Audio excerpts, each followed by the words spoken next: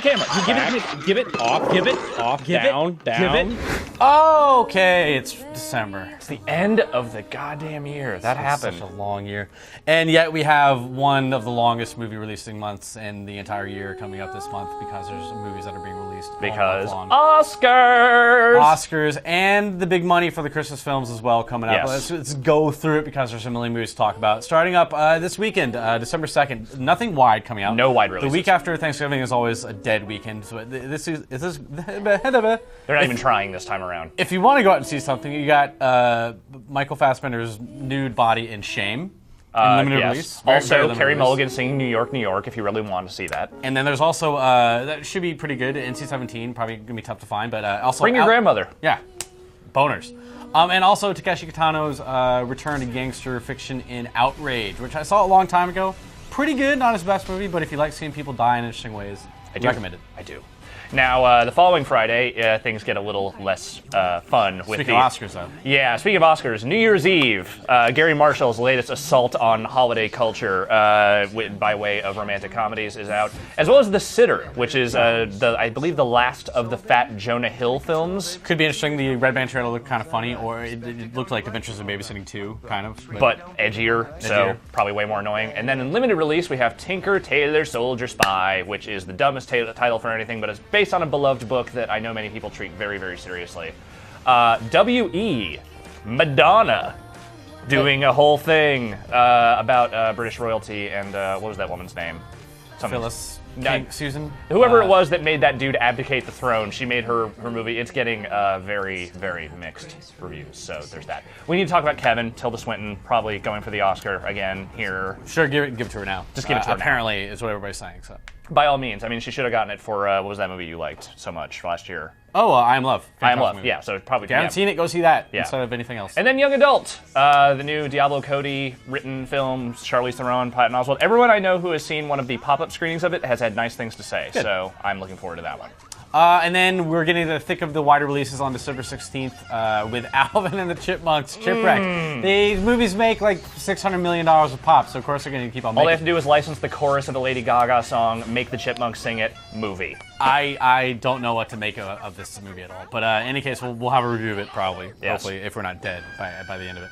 And then Sherlock Holmes and Game of Shadows, which I'm kind of up and down on. It looks kind of like more of the same Sherlock Holmes, but he's knee-deep in the most important case of his career. Very slow motion, explosion-y, and the girl from Girl Dragon Tattoo being in a movie before. Noomi Rapace. Yeah, good to see her working in stuff. Also, on Monday, for some reason, which is weird, you never see a movie come out on Monday, but maybe it's an important, like, Burmese holiday. Is that where the lady? Yeah. Okay, Burma. The lady from Myanmar, if you want to go by the current. Myanmar. Yeah, Myanmar. Michelle Yeoh and Luc Besson, of all people, directed the lady. And then also, if you are interested in controversial directors, Roman Polanski's Carnage is coming out in limited release as well. Apparently set in New York, but they shot it in France. Well, that's all his movies. Yeah, like, I mean, was it the Ghost Rider was set in Cape Cod and was shot in Germany, so there you go. Now, as for the Christmas week. Oh, God. This is where things start getting a little bit rough, shall we say. On Wednesday, December 21st, you will be treated to, assuming you don't already live in Europe, The Adventures of Tintin, which has been out in Europe for some time now and will be coming to us finally. We'll finally find out if America even cares. Girl with the Dragon Tattoo remake. David Fincher taking on the Swedish trilogy, hoping for good things with that. Mission Impossible Ghost Protocol. Which, as a note, will be in IMAX a few days early, so if you have an IMAX screen near you can probably catch it on Monday or something like that. That seems like it would be a good IMAX movie. Yeah.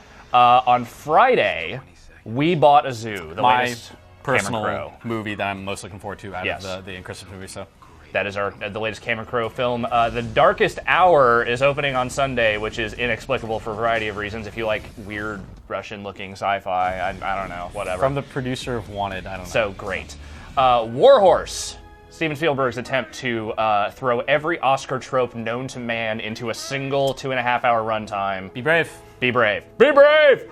And then unlimited release, we have Extremely Loud and Incredibly Close on Sunday. That is another Oscar. Again, another Oscar trope. It's like 9/11, dead husband, young boy trying to find himself, and Sandra Bullock crying all the time. Yeah, all that stuff. And then on December 30th, Friday, limited release.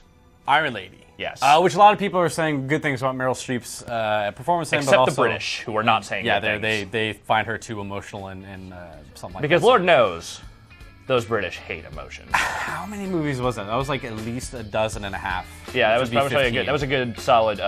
Yeah, that was 15, number. 18 movies, something like that. was a lot of movies. You have choices. I don't recommend you going to the theater at all because it's going to be packed the entire month. But if you're interested in something, there's something for you. Hopefully. Maybe now is the time for you to discover on demand with your cable box. That's all I'm saying.